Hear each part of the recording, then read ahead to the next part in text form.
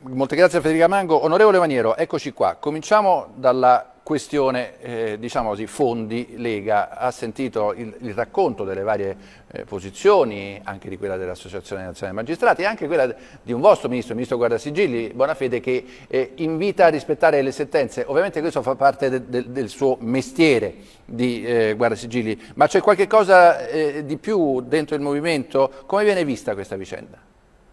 Beh, per me è una notizia meravigliosa assistere alla dichiarazione di un ministro che dice le sentenze vanno rispettate.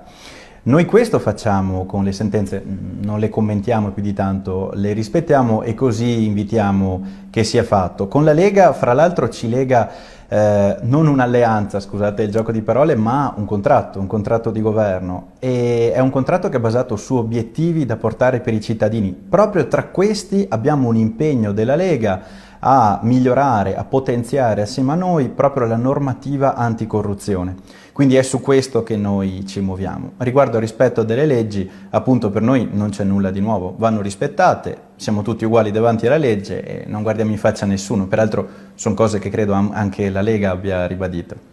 Durante la campagna elettorale, anche dopo, il leader del suo partito Di Maio aveva detto dichiaratamente che l'Italia doveva rimanere nell'Alleanza Atlantica. Come valuta le parole del Presidente della Repubblica, che non si commentano, in questo caso però un giudizio politico c'è, è d'accordo? Beh, il presidente Mattarella ha toccato uno dei temi che sono importanti anche per la difesa dell'Unione e della NATO. Ovviamente le repubbliche baltiche sentono più di noi la pressione e la vicinanza di un confine e quindi comprendo perfettamente il perché della sensibilità al tema della difesa. Il presidente Mattarella personalmente ritengo che sia stato oltremodo corretto nel prendere atto di questo, nel ricordare che l'Italia è un alleato fedele, è un alleato che rispetta i patti e ovviamente noi ci muoviamo in un'ottica di interesse comune. Anzi, forse ancora più che in chiave NATO, questo è un tema che dovremmo ricordare in chiave europea, visto che al momento credo che la nostra attenzione all'importanza di una comunità europea, non solo riguardo alla difesa in senso stretto, ma anche riguardo all'immigrazione, ecco, vede l'Italia veramente portare avanti questo tema per la prima volta con serietà e con la responsabilità di un obiettivo che non è gli 80 euro e un ampliamento della capacità di spesa tra qualche mese, ma è un'ottica di sostenibilità dei flussi migratori che guarda i 50 e i 100 anni. Allora, lei mi offre lo spunto a proposito della sostenibilità di farle una domanda sull'immigrazione, perché ci sono novità, tra poco ci collegheremo con Rino Pellino che ci racconta l'ennesima giornata complicata con Angela Merkel che riceve Orban, il premier ungherese, e allo stesso tempo Seehofer, che è il ministro dell'interno, che va a Vienna perché la questione dei confini interni, che ovviamente potrebbe avere anche delle forti ripercussioni sull'Italia, agita quella che è uno dei paesi in prima linea per quanto riguarda la questione migratoria e anche uno dei paesi più importanti in Europa. Come valuta questo momento? Questo è un altro momento di grande importanza. Noi abbiamo visto che pochi giorni fa al vertice europeo, al Consiglio, c'è stata una novità, cioè dopo anni in cui il massimo risultato, come abbiamo detto, erano miseri ampliamenti della possibilità di indebitamento, contro ovviamente il prezzo di aprire indiscriminatamente le frontiere, noi abbiamo una posizione nuova, abbiamo un'Italia che non è più andata col cappello in mano, ma che rispettosamente e dignitosamente ha chiesto il rispetto delle caratteristiche fondamentali, basilari, necessari a un'Unione Europea che sia una comunità e non più solo una sorta di società in cui dovremmo essere dei soci di minoranza in cui paghiamo solo le spese. Noi vogliamo una gestione umanitaria, corretta e solidale del fenomeno dell'immigrazione. Quello è una delle sfide, delle grandi sfide che caratterizzeranno il millennio, quindi la questione energetica, quella delle risorse naturali e ovviamente quella dell'immigrazione. Se noi non affrontiamo il tema dello spostamento dei popoli, perché di questo parliamo, non lo affrontiamo almeno come Unione Europea, cosa che già costituirà una sfida enorme, ma pensiamo di poter abbandonare i paesi frontalieri, in questo caso noi ovviamente, ma non siamo solo noi.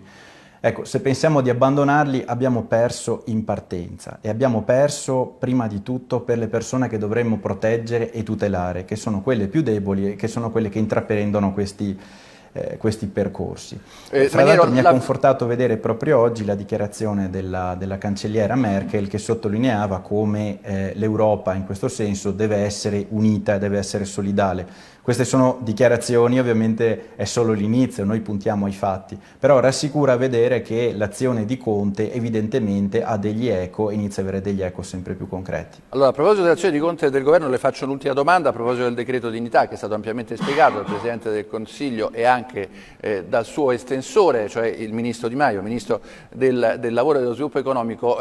C'è una posizione forte di Forza Italia per quanto riguarda i voucher. Sentiamo questo passaggio sonoro.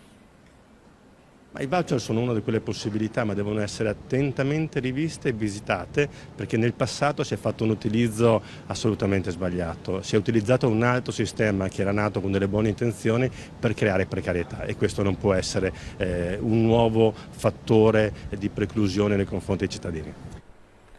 Allora, così D'Incà, e dunque le chiedo, però in un minuto che poi arriviamo alla seconda parte della nostra trasmissione, da una parte il disincentivo alle aziende che vogliono delocalizzare, c'è la questione che è simbolica ma non soltanto perché riguarda la cosiddetta generazione abbandonata dei riders, e poi però c'è anche la questione dei voucher. Come la pensa?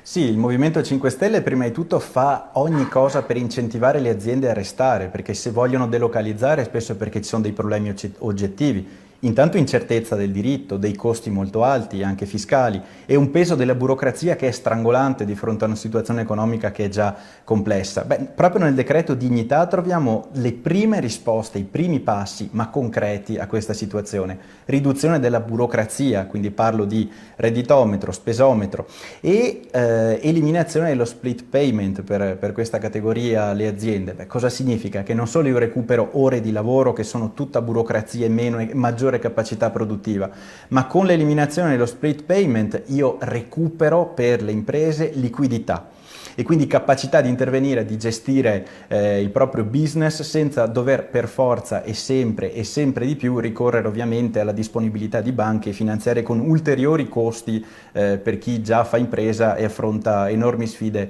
tutti i giorni. La linea generale, scusi, è quella: noi non possiamo pensare di affrontare la sfida dell'economia precarizzando. Io non posso produrre se ammazzo la domanda interna con una precarizzazione sistematica. Noi puntiamo a un decreto che dà dignità ma dà anche verità ai contratti di lavoro, perché chi vuole provare una risorsa umana, una persona in cui investire nell'azienda, ora ha tutto il tempo per farlo, ma viene fortemente dissuaso chi invece vuole precarizzare sistematicamente, e viene molto castigato chi, dopo aver preso investimenti, fondi statali, prende e delocalizza, in particolare fuori dall'Unione Europea. Molte grazie ad Alvise Maniero del Movimento 5 Stelle di essere stato con noi.